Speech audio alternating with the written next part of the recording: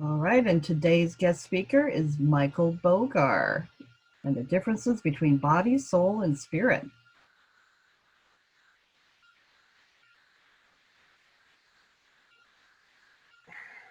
All right, can you hear me?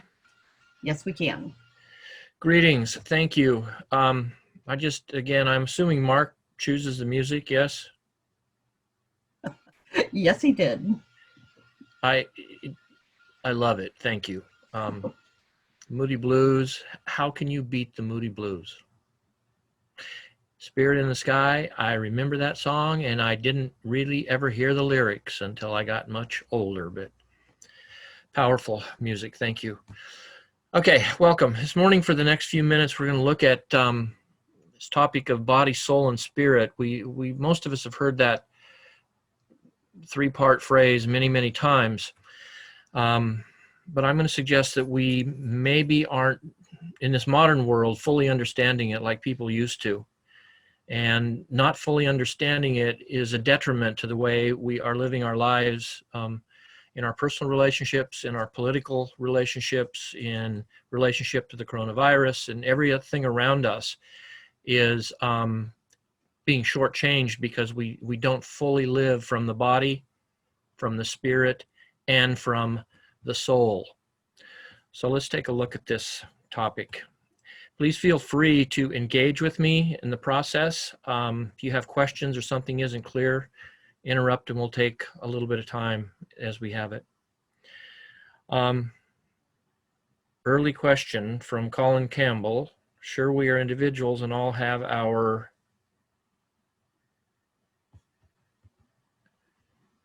own paths. However, I and perhaps you are here because we need our social community. So what we know and yeah, we're going to talk about that.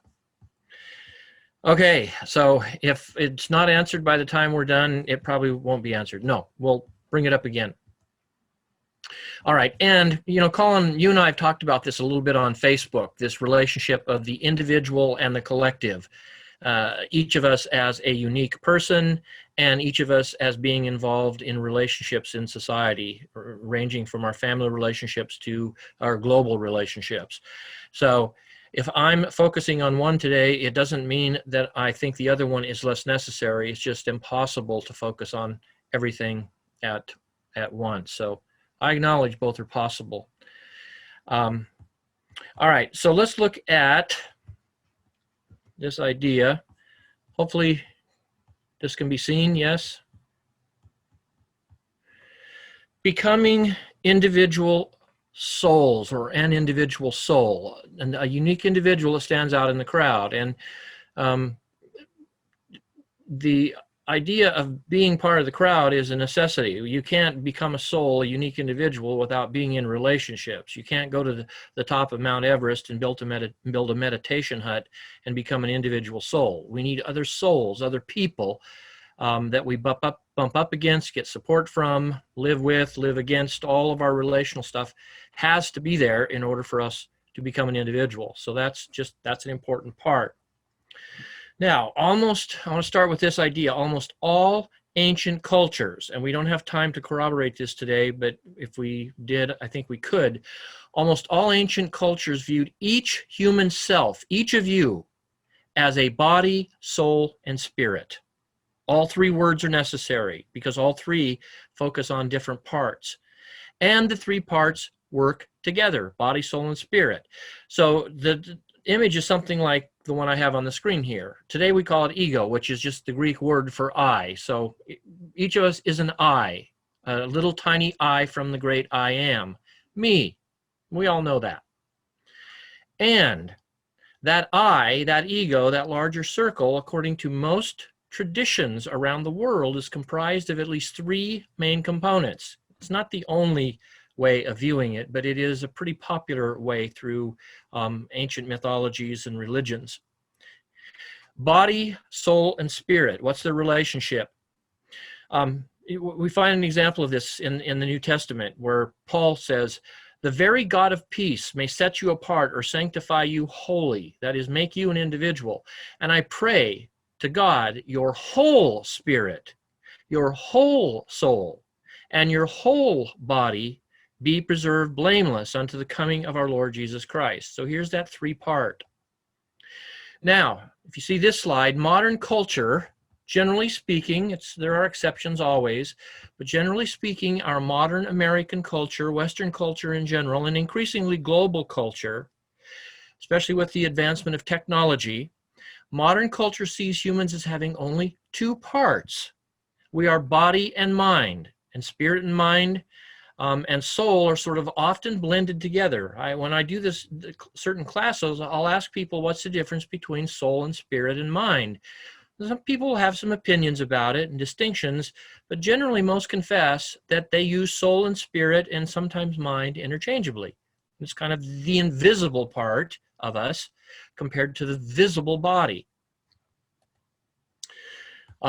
So as I say here, most modern Americans use spirit, mind, and soul, and psyche, which is the Greek word for soul, as synonyms.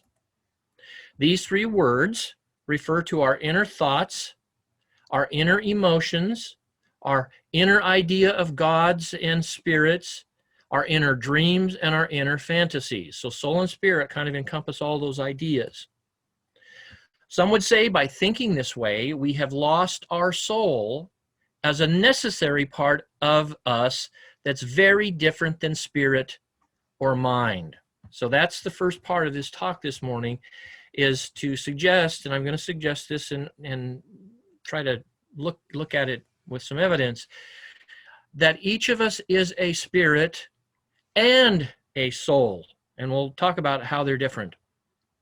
In other words, there are two invisible parts, soul and spirit. And each part, soul and spirit, has a unique and necessary function. So hopefully by the end of this talk, we'll be able to at least entertain the possibility that when I use the word soul, I'm referring to something entirely different than when I use the word spirit.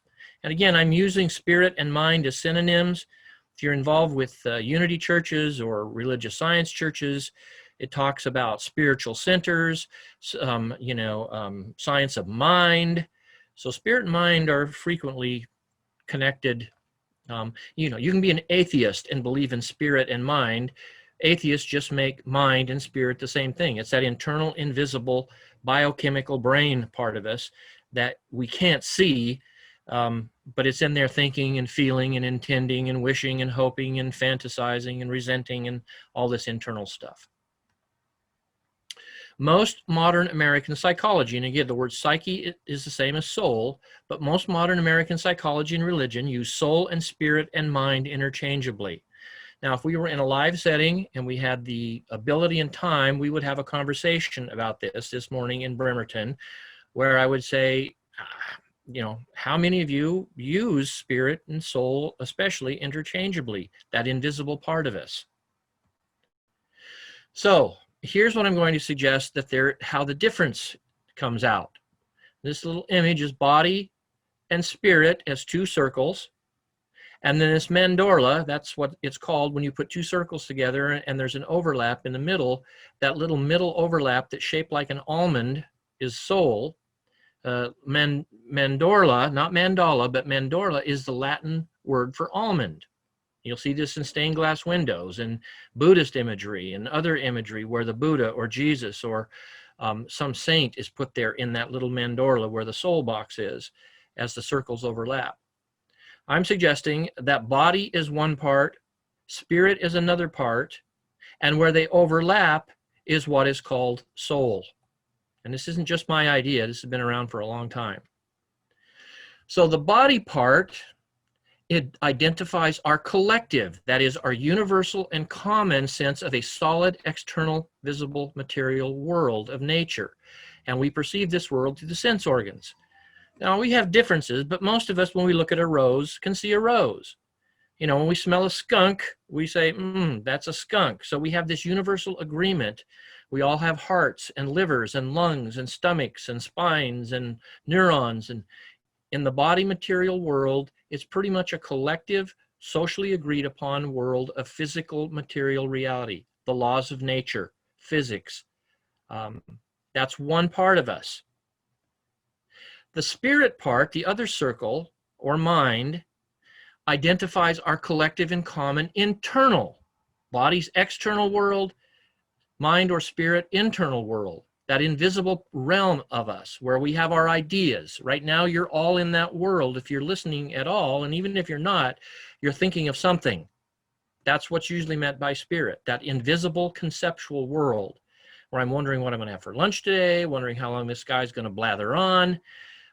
Sometimes called the archetypal realm because these invisible images show up in us as stories, as fantasies, mathematical equations, formal logic, emotions, spiritual experiences, this whole rich internal world. Again, this is universal. All humans have this going on in them. We dream at night from this spirit mind arena. It gives us thoughts, internal stuff. Now, soul is not the same as spirit in this view.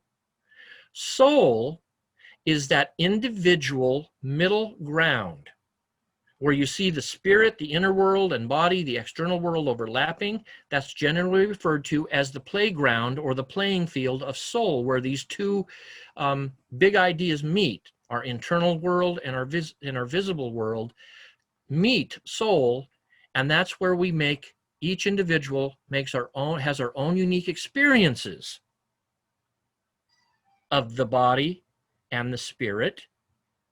We have our own unique experiences in the soul. Each soul is unique. Soul or psyche manifests as an individual imagination, individual dreams, fantasies, opinions, political opinions, opinions about the coronavirus. Facebook is a great place for soul if people can see that. Although most of us are operating from spirit, I think, when we go on Facebook, because we want other people to see it as universal, because my view is the view, and I'm going to make you see that you're wrong. But soul is that unique ground of experience that most of us don't even know it's going on, but it never stops. It's always making our own meaning of things, physical things and spirit things or mental things. It's always making individual meaning. Here's another chart of the same idea. Body, visible material world discovered through the senses of perception. This realm makes you a member of the material social tribe. So we're all in this tribe where we see a certain kind of physical world. Spirit, invisible mind. The mind world, the mental world, discovered through internal concepts and feelings, a realm that makes you feel like you're a member of the cultural social tribe. We all have feelings of sadness, that's spirit. We all have feelings of happiness, that's spirit. We all have different kinds of thoughts about politics, about the coronavirus, about marriage, about divorce, a million different things. So, but soul is that thing where it becomes individual. Soul is the meaning-making realm sculpted by individual experiences, and I can't emphasize that enough. Individual experiences. It doesn't mean that experiences are necessarily true or false, right or wrong. It means they're individual experiences, and they own us until they don't. But soul is that realm where we have individual experiences that are often conveyed as stories. Stories is a big word for soul. Soul lives by stories, by myths, by rituals. That's why we like to go to the movies, because we get to engage our own souls with a group of people, but each of us has an individual experience with that movie or that drama or that novel or whatever story we're into. And then we come out and we tell our own story from our world of experience in the material world and the spirit world. Soul is what makes us different than the beasts, and some would argue that, but let's just say our dogs have a kind of soul, but it's a doggy soul.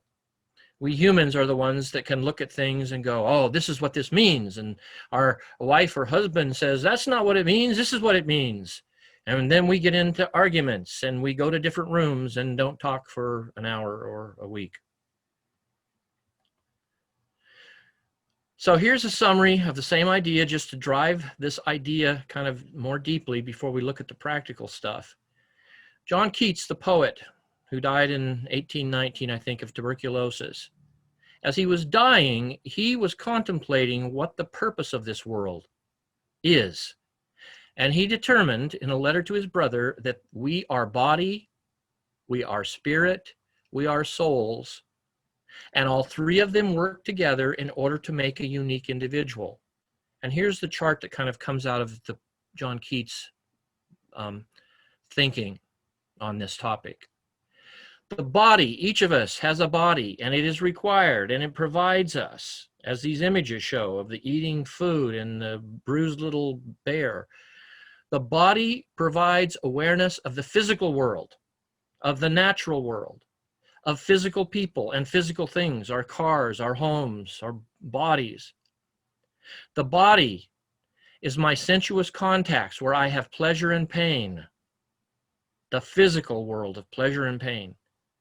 My organs and bodily functions as mediums of experience.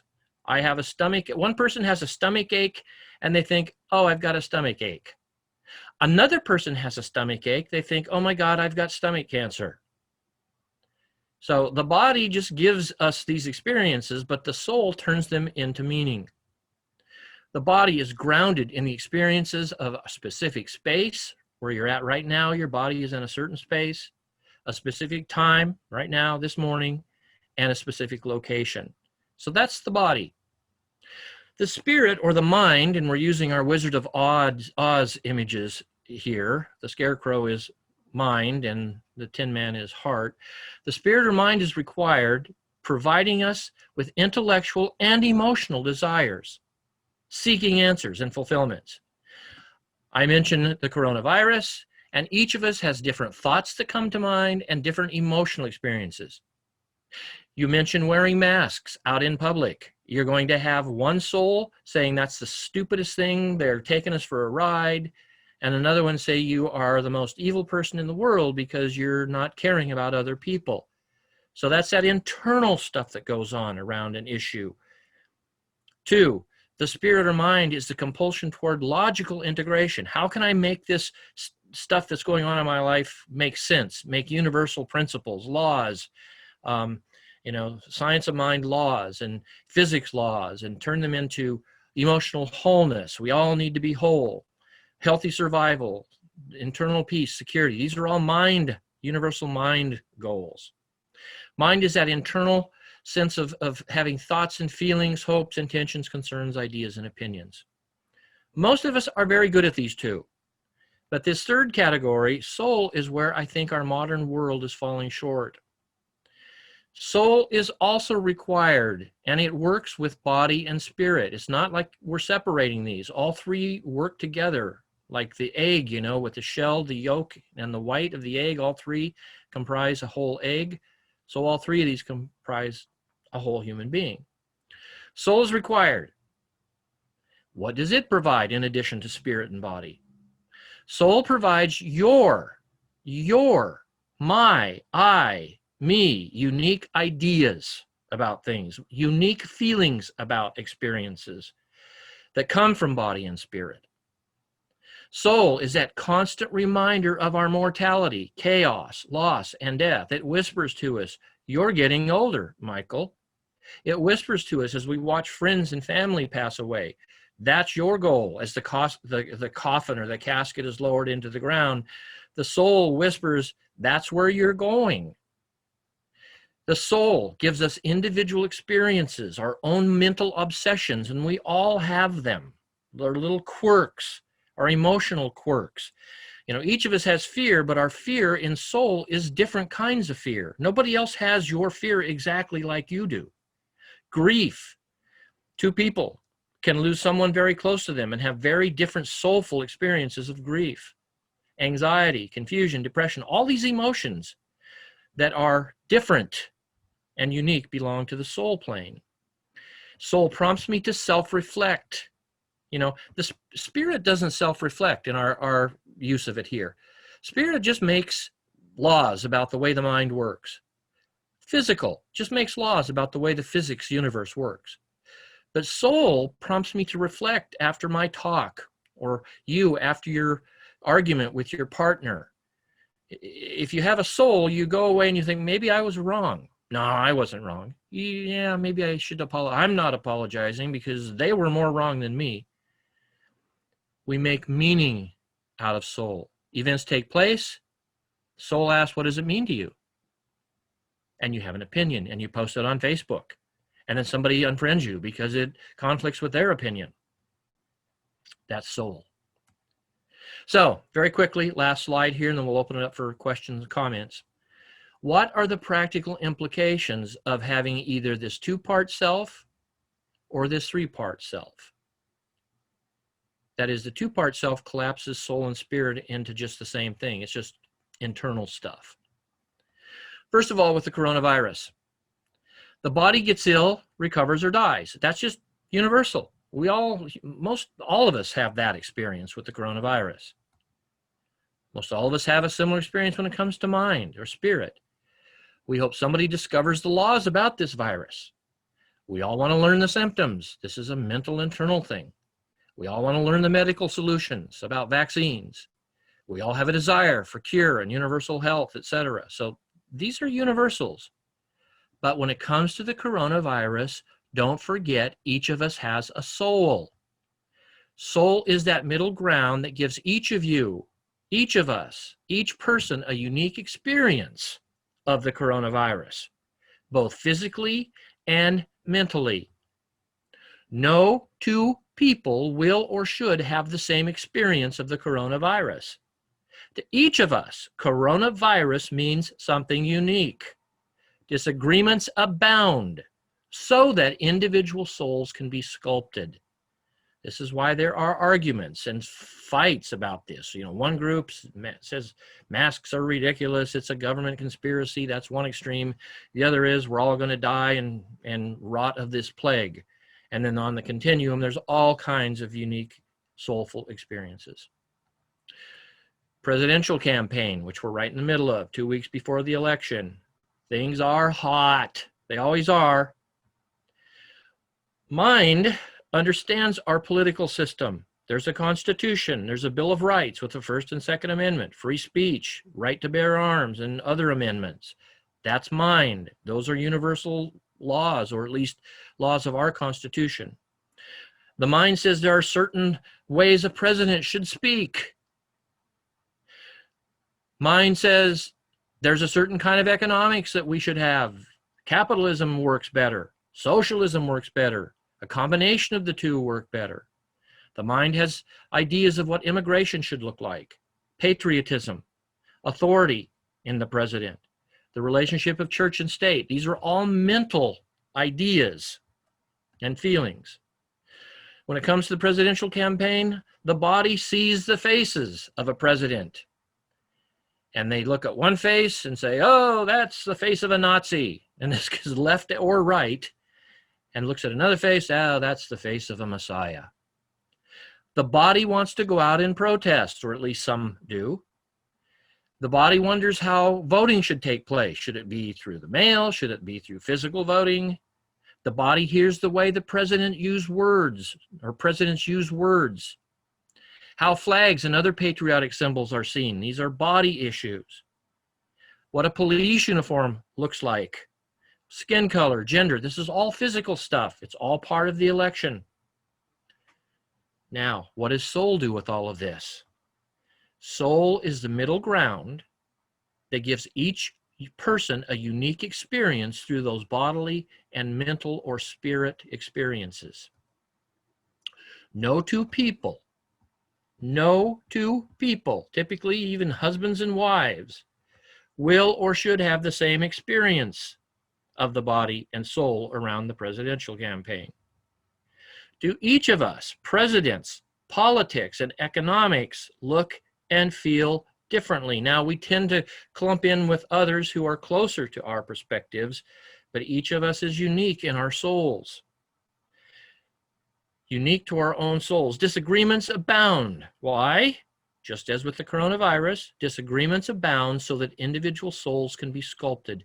If we did not have other human beings with unique souls to bump up against, we'd all be just a bunch of body robots and mental robots running around chatting the same slogans and having the same ideas. So that's the practical implications. I'm going to open it now This has been a quick flyover, but I'm going to open it now to see what you all have to say. So speak now from your soul.